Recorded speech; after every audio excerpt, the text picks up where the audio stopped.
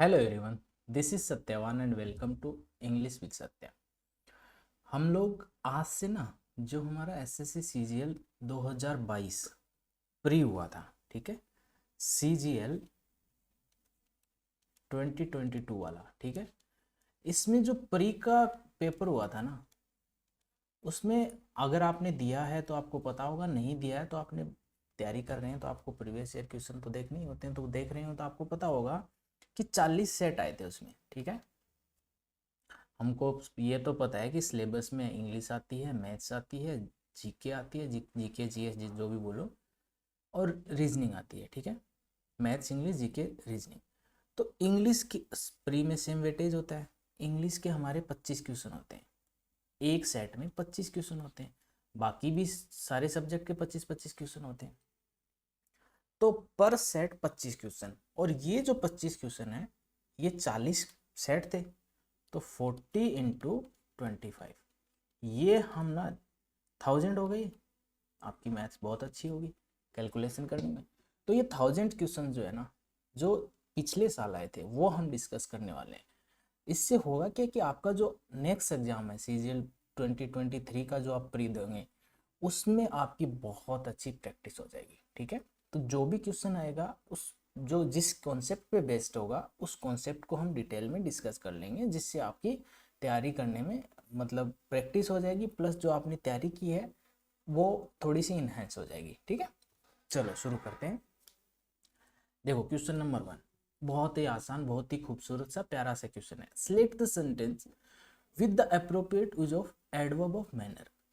अब जिन बच्चों ने तैयारी की है या तैयारी कर रहे हैं, उनको एक सिंपल सी बात पता होगी कि जो हमारी एडवर्ब है ना, इसका काम क्या होता है। एडवर्ब का काम होता है किसी भी वर्ब, क्या बोला मैंने, किसी भी वर्ब, किसी भी एडजेक्टिव या खुद एडवर्ब, ठीक है, इनको डिस्क्राइब करना, इन तीनों को डिस्क्राइब करना। जैसे एडजेक्टिव का काम होता है किसी भी नाउन या प्रोनाउन की क्वालिटी बताना, उसकी विशेषता बताना। ये विशेषता बताने का काम, नाउन और प्रोनाउन की विशेषता बताने का काम कौन करता है, एडजेक्टिव। बट अगर एडजेक्टिव की विशेषता बतानी हो तो क्या करेंगे, तो हम एडवर्ब का यूज करते हैं, ठीक है। अब इसने पूछा है कि adverb of manner, adverb of manner कैसे पता चलेगा। देखो, जब कभी भी आपको वाई का रिप्लाई चाहिए, हाउ का रिप्लाई चाहिए, भाई कोई काम क्यों हुआ, वाई का रिप्लाई, कोई काम कैसे हुआ, हाउ का रिप्लाई, कोई काम कब हुआ, व्हेन का रिप्लाई चाहिए, कोई काम कहाँ हुआ, वेयर का रिप्लाई चाहिए। तो जब इनके जो आंसर्स होते हैं ना, वो हमेशा एडवर्ब होते हैं। वही कोई काम क्यों हुआ, उसका आंसर एडवर्ब, ठीक है। अब इसमें टाइप हमें पूछा है, देखो अगर आप क्वेश्चन को ध्यान से देखोगे तो हमें पूछा है क्या, एडवर्ब ऑफ मैनर। तो मैनर कौन से वाली होती है, एक और होती है हाउ ऑफन, ठीक है। मतलब एडवर्ब ऑफ फ्रीक्वेंसी, कितनी बार, जैसे रोजाना होता है, वीक में एक बार होता है, मंथ में एक बार होता है, तो हाउ ऑफन, ठीक है। अब देखो ये होती है एडवर्ब ऑफ हाउ ऑफन वाली फ्रीक्वेंसी,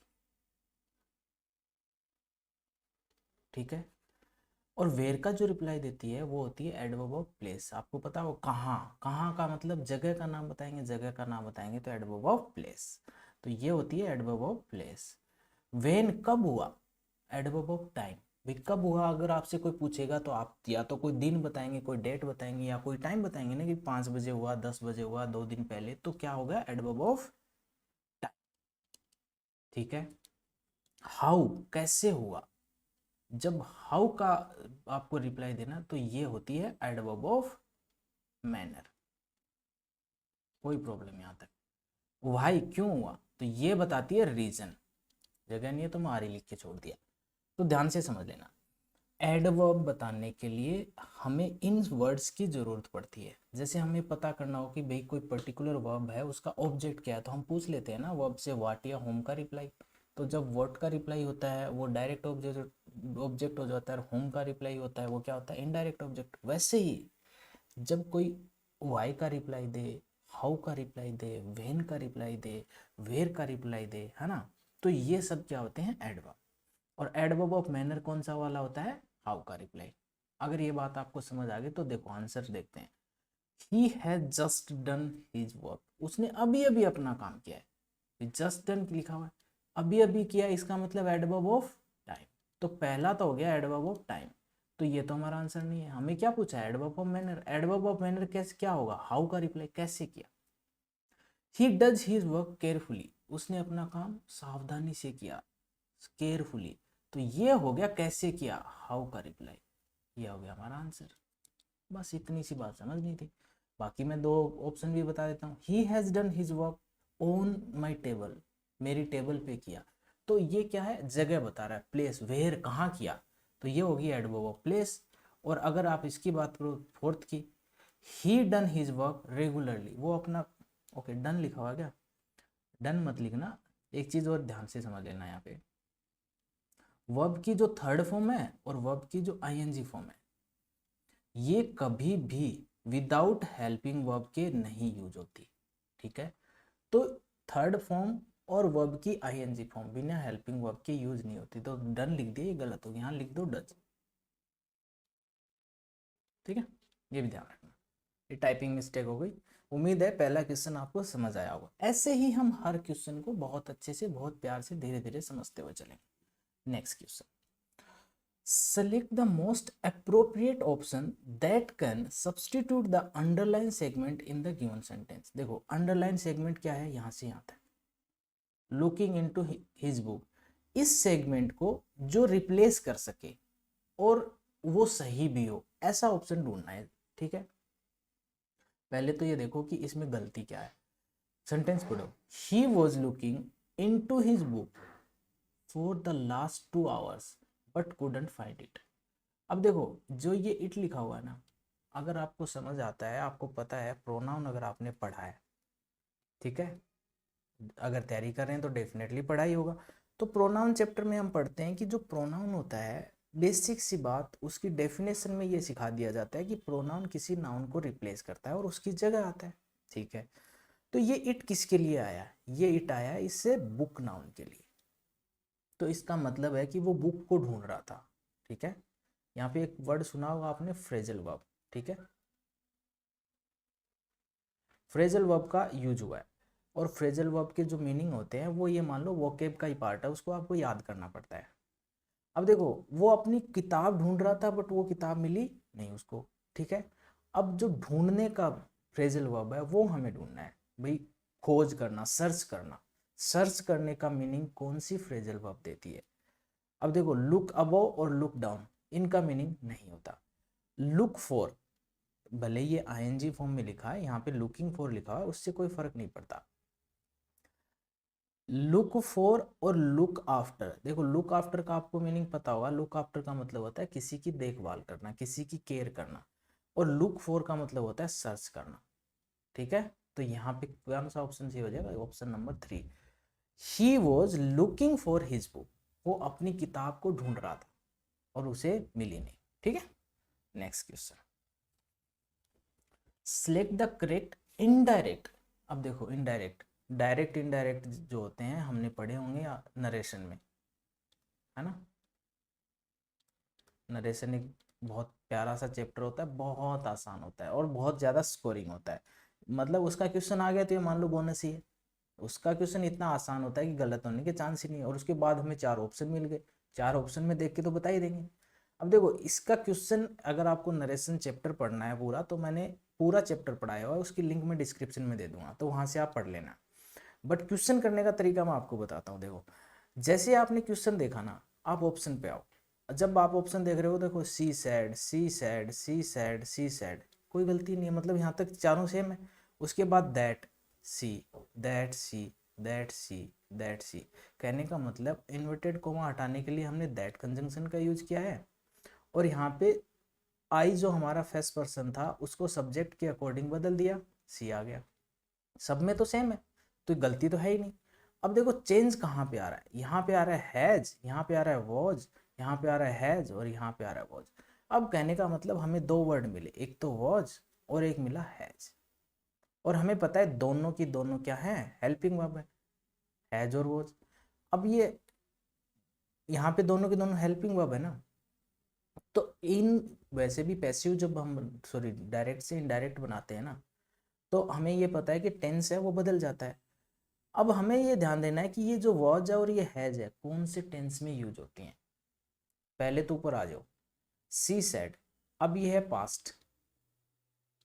अगर हमारी रिपोर्टेड स्पीच जो है, ये जो रिपोर्टिंग स्पीच है ना, ये वर्ब है, ये जो रिपोर्टिंग वर्ब है, ये अगर पास्ट में है तो हमारा जो रिपोर्टेड स्पीच है ना, इसका टेंस बदल जाता है। कैसे बदलता है वो मैंने नरेशन में पढ़ाया हुआ है, बट अगर फिर भी मैं बता देता हूँ कि प्रेजेंट के जो सारे हैं ना, जैसे प्रेजेंट इंडेफिनिट है वो पास्ट इंडेफिनिट में हो जाता है, प्रेजेंट कंटिन्यूअस है वो पास्ट कंटिन्यूअस, प्रेजेंट परफेक्ट है वो past perfect, present perfect continuous है वो पास्ट है परफेक्ट कंटिन्यूअस में।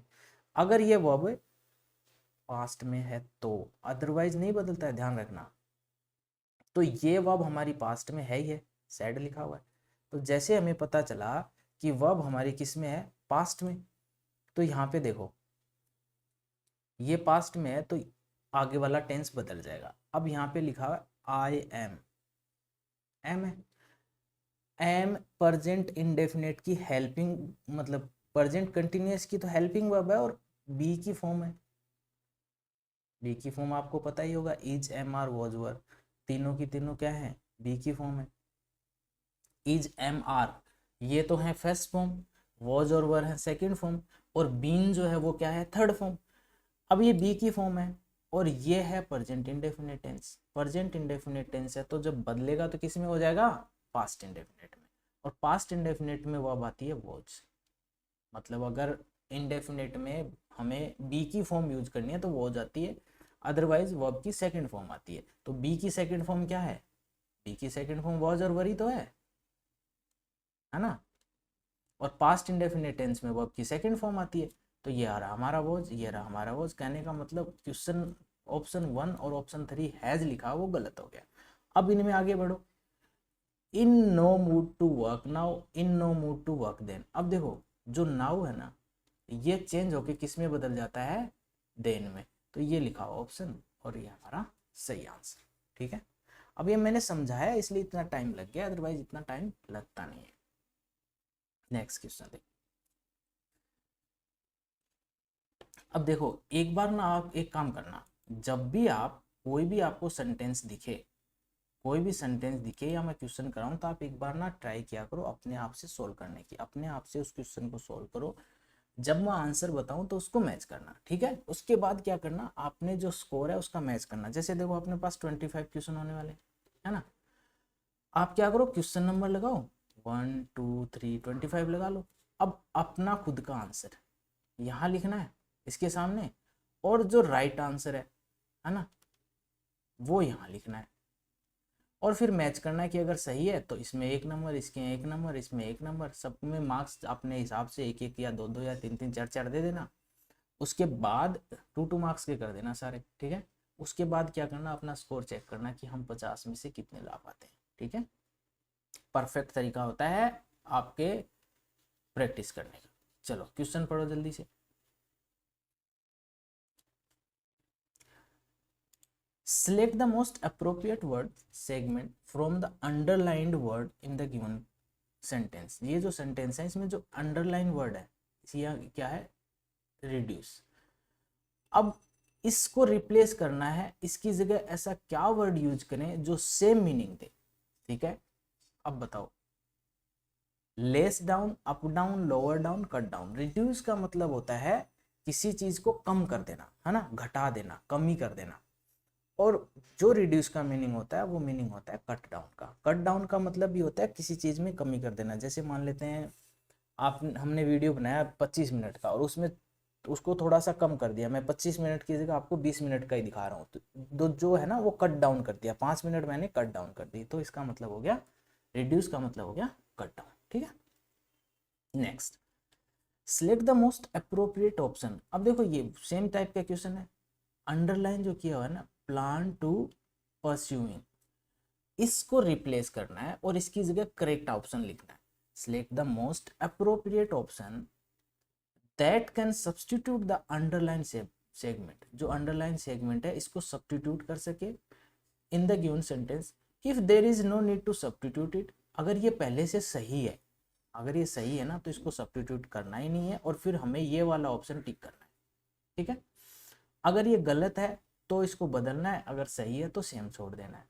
अब हमें कैसे पता चलेगा गलत है या सही है? पढ़ के देख लो भाई, आप होशियार बच्चे हो, कैसे नहीं पता चलेगा? देखो, after finishing high school, high school finish करने के बाद I plan to pursuing law, मैं जैसे ही हाई स्कूल फिनिश करूंगा उसके बाद मेरा प्लान क्या है? लॉ की पढ़ाई करने की, ठीक है। अब देखो ध्यान से, अगर आपने जीरेंड, इन्फिनेटिव, ये वर्ड सुने हैं, नॉन फाइनाइट वर्ब, है ना, नॉन फाइनाइट वर्ब अगर आपने पढ़ा है अच्छे से तो आपको पता होगा, नहीं पढ़ा है तो मैं इसका भी मैंने कंप्लीट चैप्टर पढ़ाया हो, बहुत ही अच्छे लेवल तक, ठीक है। इसका भी मैंने कंप्लीट चैप्टर पढ़ाया हुआ है, जिसमें जीरेंड है, इन्फिनेटिव है, पार्टिसिपल है, तीनों को डिटेल में डिस्कस किया हुआ है। तो इसकी भी मैं लिंक आपको दे दूंगा डिस्क्रिप्शन में, अगर आपको वो चैप्टर देखना हो तो, ठीक है। अब यहाँ से समझते हैं प्लान टू, अगर जब भी कोई फ्यूचर का प्लान हो, ऐसा एक्शन जो हमारे मेन एक्शन के बाद का टाइम है। अब देखो पहले हाई स्कूल फिनिश होएगा, उसके बाद की प्लानिंग है, तो जब कभी भी हमें फ्यूचर का टाइम देना हो तो ये काम कौन करता है? इन्फिनेटिव करता है। और इन्फिनेटिव क्या होता है? टू प्लस वर्ब की बेस फॉर्म, इसी को बोलते हैं इन्फिनेटिव, ठीक है। तो ये जो लिखा हुआ है ना टू परस्यूइंग, ये गलत है, तो नो सब्सटीट्यूशन, ये तो हमारा ऑप्शन गया क्योंकि ये तो गलत लिखा हुआ है। अब इसका सही क्या है? Plan to pursue, plan to pursue कहाँ है? ये रहा, ऑप्शन नंबर 3 हमारा राइट आंसर, ठीक है। नेक्स्ट, पहले वही काम करना है कि आपको वीडियो पॉज करना है, सारा पहला क्वेश्चन अपने आप करना है, फिर अपन समझेंगे, ठीक है। Select the most appropriate option to fill in the blank, खाली जगह, फिर से फिल इन द ब्लैंक आ गया, इसमें ना क्या हम वर्ड भर सकते हैं वो हमें देखना है। The angels are, the angles are equal, जो एंगल है ना वो इक्वल है। कॉन्सिक्वेंटली द साइड आर, अब देखो एंगल तो इक्वल है, अब साइड्स के बारे में बताना है। अब देखो अगर ये वर्ड का आपको मीनिंग आता है ना, तो आपके लिए ये बड़ा आसान क्वेश्चन है। अगर इसका मीनिंग नहीं आता ना, फिर आपको तुक्का मारना पड़ेगा। कैसे? अगर यहाँ पे मैं आपको छोटा सा चेंज करता हूँ और मैं लिखता हूँ बट, तो बहुत आसान हो गया। The angles are equal but the sides are, जैसे हम बट की बात करते हैं तो हमें पता है कि ये कॉन्ट्राडिक्टरी बात करता है, ये ना उल्टी बात करता है। अगर इधर राइट है तो ये लेफ्ट की बात करता है, ठीक है। तो जैसे बट लगाया तो हमें पता चल गया, बट यहाँ पे बट तो नहीं लिखा हुआ है, यहाँ पे तो क्या लिखा है? कॉन्सिक्वेंटली। अगर कॉन्सिक्वेंटली का आपको मीनिंग पता है तो आपके लिए बड़ा आसान क्वेश्चन है। कॉन्सिक्वेंटली का मीनिंग होता है सो, है ना, इसका मीनिंग होता है सो। कहने का मतलब अगर आप हिंदी में बोलना चाहें तो इसलिए, वो लिखा जाएगा नहीं, कहने का मतलब इसलिए कि एंगल्स इक्वल हैं इसलिए साइड्स भी इक्वल है, मतलब सेम सेम मीनिंग देता है ये। अगर ये सेम एक ही वर्ड आपको पता होता तो आपका पूरा क्वेश्चन सही हो जाता, ठीक है। तो ये हमारा इक्वल हो गया आंसर। अगर यहाँ पे बट लिखा होता तो आंसर हो जाता अनइक्वल, ठीक है। Next, select the most appropriate antonym. अब देखो सिनोनिम और एंटोनिम के जो भी क्वेश्चन होते हैं ना, उनको सोल्व करने के लिए आपको एक दो चीजें ध्यान रखनी कि क्वेश्चन में ध्यान से देखना है कि सिनोनिम पूछा है कि एंटोनिम पूछा है ना। अगर होगा क्या कि जो हमारा वर्ड लिखा होगा ना, ऑप्शन में उसके सिनोनिम और एंटोनिम दोनों लिखे होंगे। अगर हमने छोटी सी गलती कर दी, क्वेश्चन को ढंग से नहीं पढ़ा और यहाँ एंटोनिम को ध्यान नहीं रखा, मतलब उल्टा वर्ड बताना है, अपोजिट बताना है, तो हमारा क्वेश्चन गलत होने के चांसेस बढ़ जाते हैं, ठीक है। अब देखो वर्ड लिखा हुआ है रिबेलियन, रिबेलियन का मतलब क्या होता है? जो विरोध करे, है ना। जैसे भगत सिंह जी थे, वो अंग्रेजों का विरोध करते थे, तो रिबेलियन, ठीक है। आपने एक मूवी देखी होगी पान सिंह तोमर, है ना, वो रिबेलियन था। तो रिबेलियन मतलब विरोध करे। अब इसका एंटोनिम बताना है, एंटोनिम हो गया लॉयल्टी, ठीक है। अपराइजिंग जो है ना, ये इसका सिनोनिम होता है। रिबेलियन और अपराइजिंग का मतलब सेम होता है। अलॉटमेंट जो होता है ना, इसका मतलब आपको पता ही होगा, जैसे किसी चीज को, मतलब कोई जगह है उसको अलॉट कर देना, बांट देना, हिस्सा कर देना, है ना, ठीक है। नेक्स्ट, तो रिबेलियन का क्या हो गया, अपोजिट क्या हो गया, लॉयल्टी। नेक्स्ट क्वेश्चन, इसमें भी फिर से क्या पूछा है, एंटोनिम पूछा है, ठीक है। Select the most appropriate antonym of the word sinks. अब अगर आपको ध्यान है, बहुत आसान क्वेश्चन है, SINK। सिंक का मतलब क्या होता है, डूब जाना, है ना। सिंक का मतलब आपको पता है, डूब जाना। अब इसका अपोजिट पूछा है, आपको ये सेंटेंस ना एम ही दे रखा है, अब पढ़ो ना पढ़ो कोई फर्क नहीं पड़ता। अगर आपको सिंक का मीनिंग पता है और ऑप्शन में देखोगे तो ऐसा वर्ड ढूंढना है जो तैरने का मीनिंग दे। सिंक का मतलब डूब जाना, तो तैरने का मीनिंग देता है फ्लोट, आंसर। इस सेंटेंस को पढ़ने की जरूरत पड़ी क्या, बाकी पढ़ोगे तो ये देखो ये लिखा हुआ है, ठीक है। नेक्स्ट, जो गिवन इडियम है ना, ऑल आइज, इसका मीनिंग बताना है, ठीक है। Appropriate meaning of the given idiom. अब देखो, ऑल आइज का मतलब होता है किसी को ना बहुत मतलब इगरली देखना, देखते रहना घूर घूर के, है ना। तो इसका मीनिंग हो गया वॉचिंग इगरली, ठीक है। अब इनमें कोई समझाने का कुछ तो है नहीं, ईडियम है, जो सेनोनिम है, एंटोनिम है, ये तो अगर आपको मीनिंग आते हैं तो आप क्वेश्चन ठीक कर दोगे, नहीं आते हैं तो नहीं हो पाएंगे, ठीक है। Select the most appropriate synonym. अब देखो सेनोनिम पूछ लिया, इसमें सेनोनिम का मतलब होता है सेम मीनिंग देने वाला, जो मीनिंग इसका है वैसा ही मीनिंग इनमें से किसका है, कंफ्यूजन। कंफ्यूजन का मीनिंग अगर आपको पता है और इन चार ऑप्शन जो लिखे हुए हैं इनका मीनिंग अगर आपको पता है तो आप आंसर दे पाएंगे। अब देखो, जो हमारा कमोशन होता है ना, इसका मीनिंग होता है कंफ्यूजन। तो अगर आपको ये पता है तो इतना सा आंसर था, खत्म कहानी। नेक्स्ट, अब ये देखो ग्रामर का क्वेश्चन आ गया। एक सेंटेंस लिखा हुआ है, उसको चार पार्ट में डिवाइड कर दिया, पार्ट 1, पार्ट 2, पार्ट 3 और ये वाला पार्ट है 4। 2 से लेके यहाँ से लेके लाइफ तक, ठीक है। During an earthquake it is advise to take cover above a table, फिर से slash, to save your life. मतलब जब अर्थक्वेक होता है, हमें स्कूल में सिखाया जाता था कि कोई टेबल है, बेड है, उसके नीचे घुस जाओ, है ना, ये बताया जाता था। तो वैसे ही ये सेंटेंस लिखा हुआ है कि जब अर्थक्वेक होता है, धरती जब हिलती है, अर्थक्वेक जब आता है, तो आपको क्या करना है, कवर लेने के लिए टेबल के ऊपर या नीचे, टेबल के नीचे। तो अब हो नहीं, गलत हो गया। तो इसमें कौन से पार्ट में गलती है, ये वाले में, देखो कवर अबो, तो ये हो गया हमारा आंसर, ठीक है। Next, select the correct passive form of the given sentence. जो सेंटेंस लिखा हुआ है इसकी पैसिव बनानी है। अब देखो, एक्टिव एंड पैसिव, पैसिव को भी मैंने पढ़ाया हुआ है, ठीक है। एक्टिव में क्या होता है कि जो हमारा सब्जेक्ट है ना वो ही डूअर होता है, और जो पैसिव होता है ना इसमें सब्जेक्ट है, डूअर नहीं होता, नॉन डूअर लिख दो, ठीक है। एक्टिव में क्या होता है, जो सब्जेक्ट है वही जो वर्ब लिखी हुई है उसका डूअर होता है, और पैसिव में जो वर्ब लिखी हुई है उसका जो सब्जेक्ट है वो उसका डूअर नहीं होता। अब बदलते कैसे हैं, देखो बहुत सिंपल सी बात है। यहाँ पे देखो, Manu will tell her letter. अब देखो, विल टेल, टेल ये हमारी वर्ब होगी, विल होगी हमारी हेल्पिंग वर्ब, हर हो गया इसका ऑब्जेक्ट, ठीक है। तो Manu will tell her letter, ये जो हर है ना ये ऑब्जेक्ट है, तो जैसे ही पैसिव बनाएंगे तो ये बन जाएगा सब्जेक्ट। अब अगर आपने फिर से वही बात प्रोनाउन पढ़ा है, तो जो सी हमारा प्रोनाउन होता है ना, इसका ऑब्जेक्टिव केस होता है हर, और इसका पॉजेसिव केस का जो डिटर्मिनर होता है ना वो भी हर होता है, ठीक है। तो ये ऑब्जेक्ट है, तो जब इसको सब्जेक्ट की जगह यूज करेंगे तो सी लिखना पड़ेगा, ठीक है। अब देखो सी विल, अब ध्यान देना, अगर कोई मॉडल लिखा है जैसे सेल है, विल है, मे है, माइट है, कैन है, कुड है, बाकी जो बच गए सारे, तो उसका जब पैसिव बनाते हैं ना तो मॉडल तो लिखते ही लिखते हैं प्लस बी लिख देते हैं। क्यों, क्योंकि डू की फॉर्म और मॉडल, है ना, इनके बाद वर्ब की हमेशा बेस फॉर्म लिखनी होती है, और पैसिव जो होता है ना उसमें वर्ब की थर्ड फॉर्म आती है। तो मॉडल के बाद तो वर्ब की थर्ड फॉर्म लिख नहीं पाएंगे, मॉडल के बाद तो जिंदगी में कहीं भी सेंटेंस देखिए वर्ब की बेस फॉर्म ही लिखनी है। तो मॉडल के बाद बेस फॉर्म लिखनी है तो थर्ड फॉर्म नहीं लिख पाएंगे, तो क्या करना होता है, बी लिखना होता है। देखो सी विल बी, यहाँ पे तो बी लिखा हुआ नहीं, तो ये तो वैसे ही गलत हो गया है ना। सी विल बी 3 ऑप्शन में लिखा हुआ है।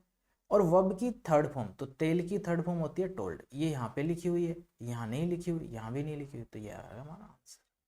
सी will be told letter by Manu, जो सब्जेक्ट है वो ऑब्जेक्ट बन जाता है बाई प्रेपोजिशन का। बाकी डिटेल में बाकी बहुत सारी अलग बातें भी होती हैं, वो समझने के लिए आप पैसिव और एक्टिव वर्ब्स पढ़ लीजिए। अगर आपको ज़रूरत महसूस हो रही है तो मुझे बता दीजिए, मैं पूरा चैप्टर डिटेल में समझाता हूँ। Next, select the most appropriate collecting word to fill in the word blank. Blank को फिल करने के लिए वही भी बात है कि यहाँ से कोई वर्ड चुनना है, जो 4 ऑप्शन हमारे लिखे हुए हैं। Ram was praised for his dash leadership, यहाँ पे ऐसा कौन सा वर्ड इनमें से सूटेबल लग रहा है। भाई राम जो थे ना, जिसको लॉर्ड बोला जाता है, भगवान राम बोलते हैं, तो भगवान राम जो थे वो प्रेज किए जाते थे, उनकी प्रशंसा की जाती है, किस काम के लिए, उसमें उनमें ऐसी लीडरशिप की कौन सी क्वालिटी थी, ब्रॉड, इमेजिनरी, विजनरी या मैजिकल। अब देखो ये जीके टाइप का भी क्वेश्चन हो गया, उनकी जो थॉट थी ना वो विजनरी थी, वो बाद का सोच पाते थे, है ना। तो ये हमारा आंसर हो गया, ठीक है। नेक्स्ट, ये बड़ा अच्छा क्वेश्चन है और ध्यान से देखना, ये ऐसे क्वेश्चन हमेशा आते रहते हैं। एक तो वॉइस और नरेशन और ये पैराजम्बल्स, ये क्वेश्चन हमेशा आते हैं। तो अगर आपको 4-5 मार्क्स सिक्योर करने हैं ना हर प्री एग्जाम में, तो ये चैप्टर पढ़ जाओ, इनमें से एक क्वेश्चन आता ही आता है। चलो अब ये क्या बोल रहा है कि एक पैराग्राफ था, पैराग्राफ में से 4 सेंटेंस थे, उन सेंटेंसेस को उन्होंने मतलब उल्टा सीधा कर दिया, जो 1 नंबर पे था उसको 2 पे कर दिया, 2 वाले को 4 पे कर दिया, उल्टा सीधा कर दिया। अब आपको क्या करना है, इनको अरेंज करना है फिर से सेम सीक्वेंसेस, जिससे इनका मीनिंग ठीक हो जाए। बताओ जरा। देखो इसको करने के लिए सबसे आसान तरीका क्या होता है, हमारे जो प्रोनाउन चैप्टर है ना वो बड़ी हेल्प करता है।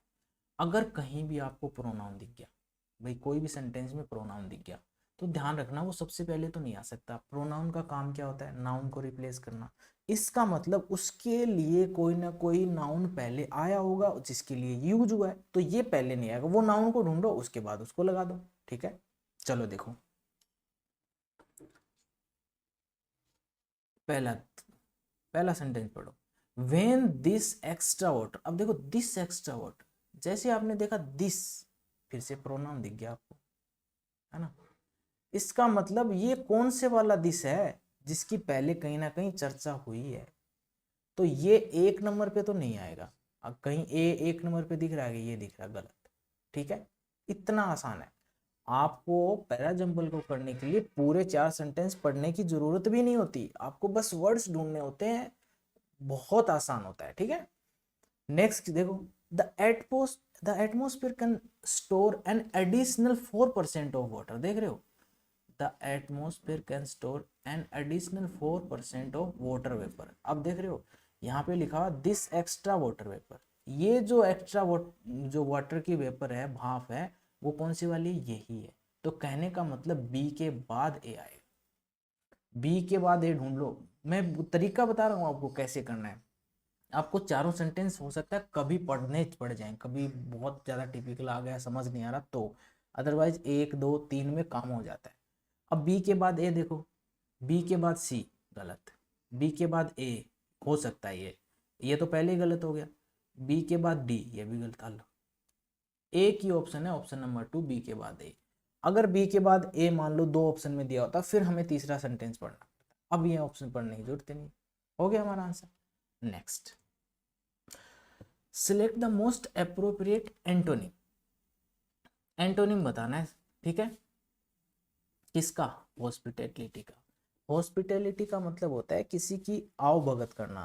देखो आप, हम इंडिया में रहते हैं और हमें पता है कि हमारे यहाँ जो मेहमान होता है ना वो भगवान होता है।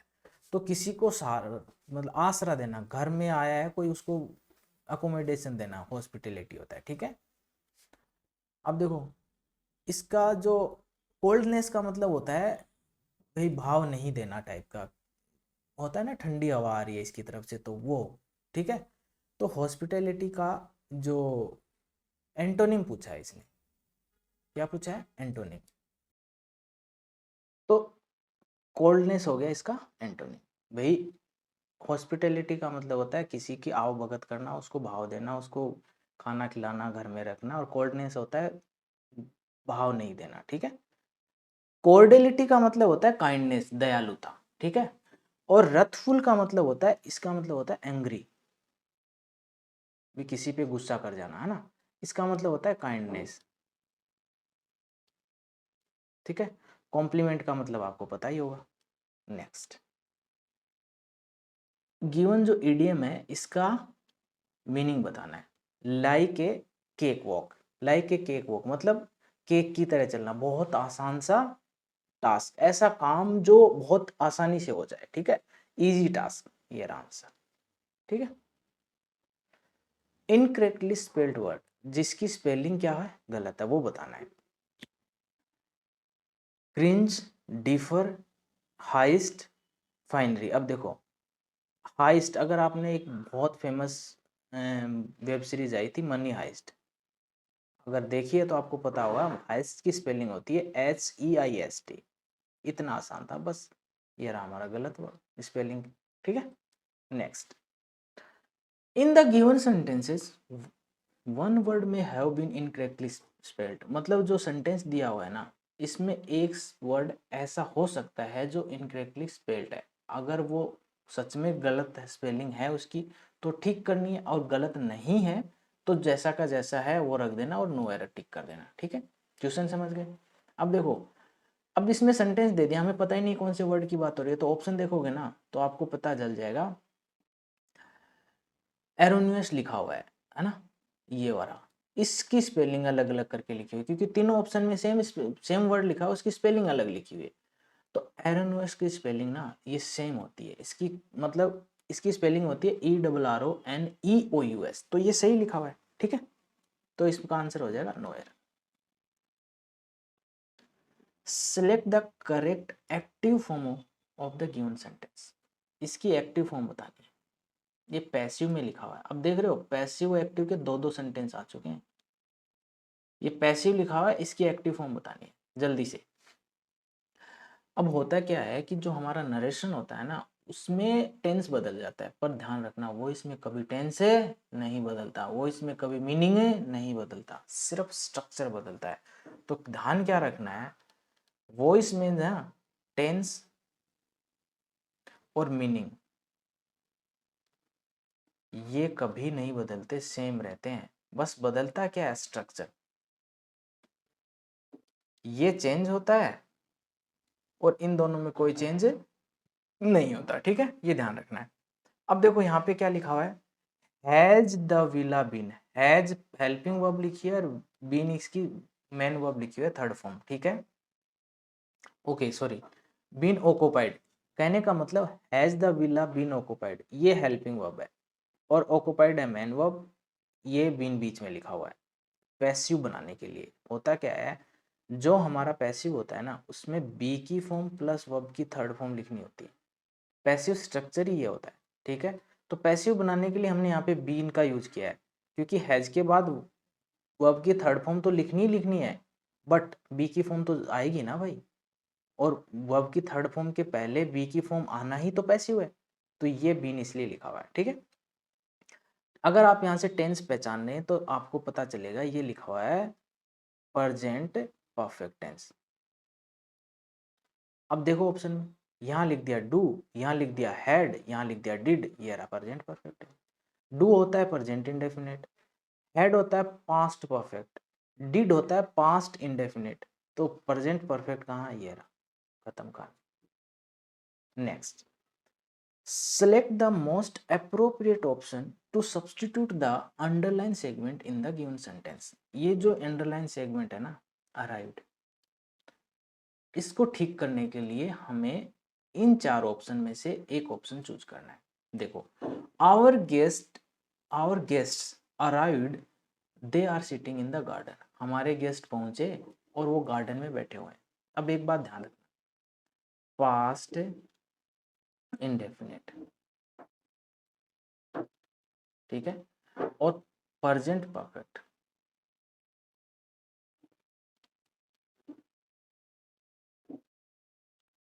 ये जो दोनों टेंस होते हैं ना, इनके जो एक्शन होते हैं ना, दोनों के दोनों पास्ट के होते हैं।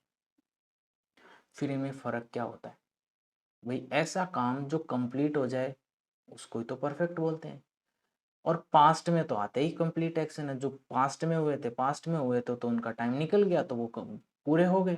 ठीक है, अगर आपको टेंस चैप्टर पढ़ना है ढंग से, मैंने पढ़ाया हुआ है 8 घंटे, लगभग 7-8 घंटे का पूरा चैप्टर, बहुत आला दर्जे का, बहुत अच्छे लेवल तक का, एकदम बेसिक से लेके बहुत अच्छे अच्छे क्वेश्चन करवाए मैंने, हर एक कॉन्सेप्ट को टच किया है। ठीक है, ज़्यादातर कोचिंग में तो पढ़ाया भी नहीं जाता होगा उतना।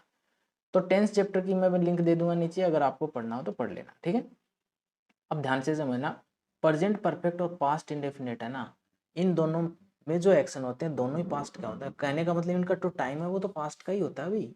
कोई काम पूरा हो गया तभी तो परफेक्ट में लिख पाओगे, और परफेक्ट में लिख पूरा हो गया तो इसका मतलब बीत गया, उसका टाइम बीत गया तो हो गया पास्ट। तो फिर पहचानोगे कैसे? पहचानेंगे ऐसे कि पास्ट इंडेफिनिट जब लिखते हैं तो हम किसी प्रेजेंट के इवेंट से उसे रिलेट नहीं करते हैं।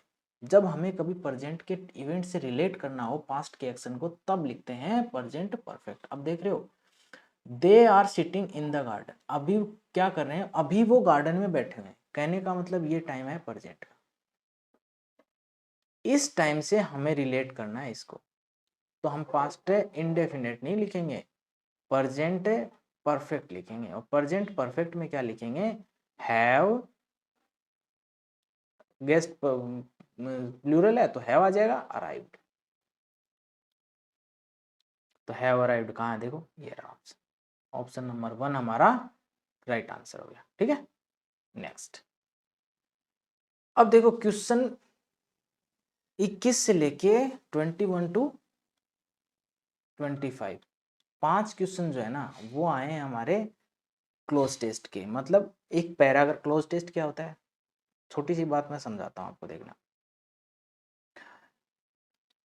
जो हमारा कॉम्प्रिहेंशन आरसी पार्ट है ना, रीडिंग एंड कॉम्प्रिहेंशन, उसमें 3 चीजें होती हैं। एक तो अनसीन पैसेज, ठीक है, एक होता है क्लोज टेस्ट, और एक होता है पैराजम्बल सेंटेंसेस। ठीक है, अब इन तीनों में फर्क क्या होता है? अनसीन पैसेज में क्या होता है कि एक पैसेज दे दिया जाता है और उसमें से कुछ क्वेश्चन बना लिए जाते हैं, उसी पैसेज के ऊपर बेस्ड कुछ क्वेश्चन होते हैं, उन क्वेश्चन के आंसर जो होते हैं ना उस पैसेज में होते हैं, और वहां से हमें आंसर करने होते हैं। ठीक है, क्लोज टेस्ट में क्या होता है कि ये पैसेज जो है ना, इस पैसेज को बीच बीच से कुछ वर्ड्स इसमें से निकाल लिए जाते हैं, और फिर हमें बोला जाता है कि यहाँ पे क्या वर्ड आया होगा, यहाँ पे क्या वर्ड आया होगा, यहाँ पे क्या वर्ड आया होगा, ये बताओ।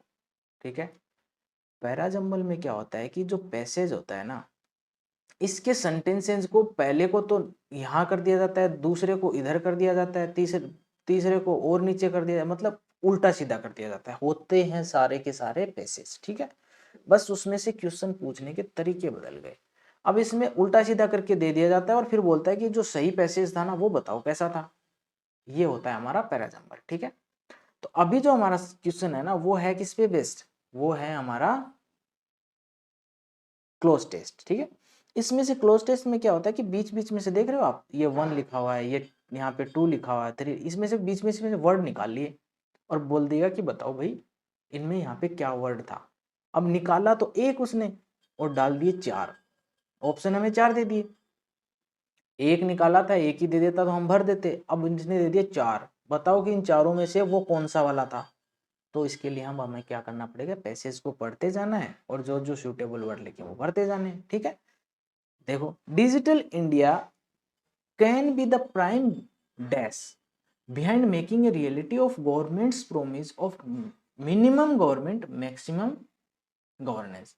भाई जो गवर्नमेंट ने वादे किए हैं ना कि भाई हम कम से कम गवर्नमेंट करेंगे, मैक्सिमम गवर्नेंस मतलब भाई राजनीति कम करेंगे, जनता के लिए काम ज्यादा करेंगे, उसको सही साबित करने के लिए डिजिटल इंडिया जो है ना वो सबसे बड़ा फोर्स हो सकता है, वो सबसे बड़ी ताकत हो सकती है। किसके लिए? सरकार के लिए। तो हमें यहाँ पे वर्ड बनना है, फैक्टर्स, इम्पैक्ट, फोर्स, माइट। देखो फोर्स ताकत, वो ना सरकार की सबसे बड़ी फोर्स हो सकती है, सबसे बड़ी ताकत हो सकती है, तो पहले के आंसर हो गया फोर्स। ठीक है, हमें यहाँ पे भर देना है force. Next, such a transformation requires technology to be firmly dashed into government, something that the digital India project, okay इसको ना तो ऐसे लिखना प्रोजेक्ट लिस्ट्स, ठीक है, यहाँ पे स्पेस देना, project list as one of its foremost objective. Foremost मतलब सबसे जो आगे का सबसे पहला ऑब्जेक्टिव होना चाहिए जो डिजिटलाइजेशन है उसको बढ़ावा देने का, ठीक है। अब देखो सच ट्रांसफॉर्मेशन रिक्वायर्स टेक्नोलॉजी, ऐसे जो बदलाव है टेक्नोलॉजी चाहिए, टू बी फर्मली, फर्मली का मतलब स्ट्रोंगली, बहुत ताकत से, है ना, मजबूती से, क्या करें, इनटू गवर्नमेंट, स्टक करें, इंटरेस्टेड, प्लांटेड या एम्बेडेड।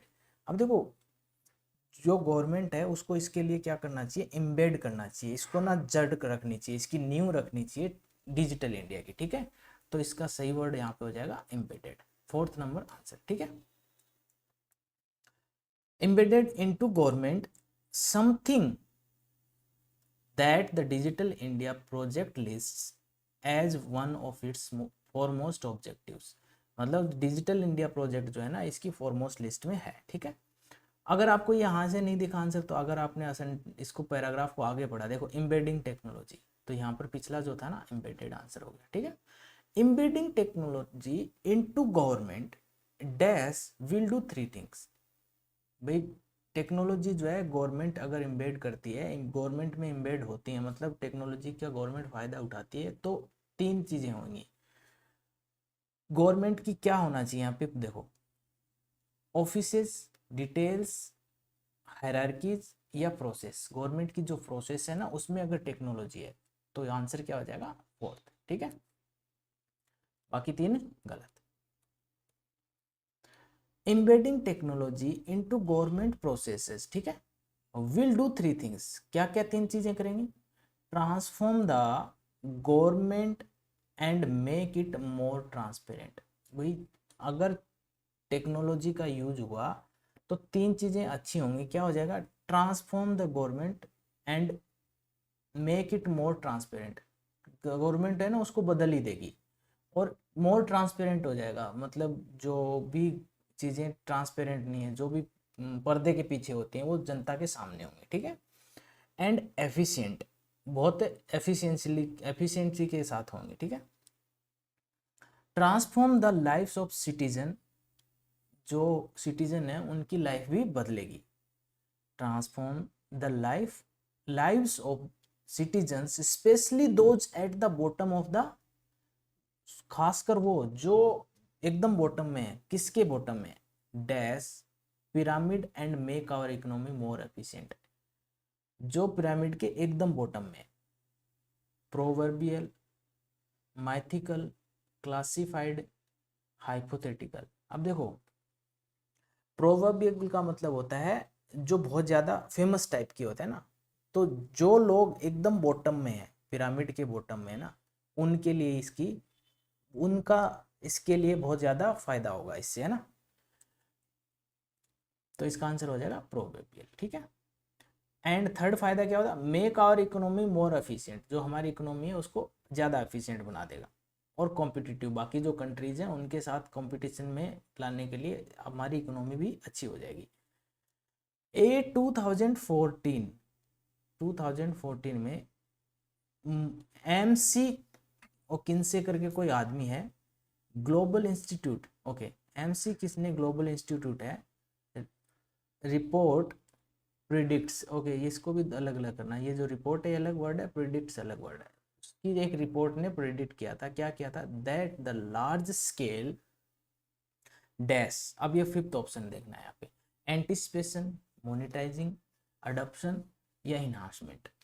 ये ना 25 क्वेश्चन थे, 24 मैंने करवा दिया आपको। अब ये जो 25th क्वेश्चन है ना, एक क्वेश्चन ये आपके लिए क्या है, रेंट वर्क, क्योंकि आप भी तो कुछ करेंगे ना भाई। तो ये हमारा लास्ट क्वेश्चन था, इसका आंसर आपको देना है, और आपको साथ में ये बताना है कि कैसा लगा आपको पेपर का सॉल्यूशन, और हमें इसमें क्या बदलाव करने चाहिए, क्या चेंजेस करने चाहिए, ताकि नेक्स्ट टाइम नेक्स्ट पेपर हम जब करें ना, हम टोटल 40 क्वेश्चन पेपर हैं सारे करने वाले हैं, ये हमारा सिर्फ पहला था, अभी 39 और बाकी हैं। तो आपको अगर रेगुलरली पढ़ना है, सारे क्वेश्चंस पेपर आपको करने हैं तो आपको ये बता देना है कि इनमें से हमें और क्या चेंजेस करने चाहिए, क्या तरीके अपनाने चाहिए। ठीक है, तो अभी के लिए इतना ही, मिलते हैं नेक्स्ट पेपर के साथ। तब तक के लिए बाय एवरीवन। अपना ध्यान रखें, अपने मम्मी पापा का ध्यान रखें, अपने आसपास सफाई ज़रूर बनाए रखें। ठीक है, बाय एवरीवन।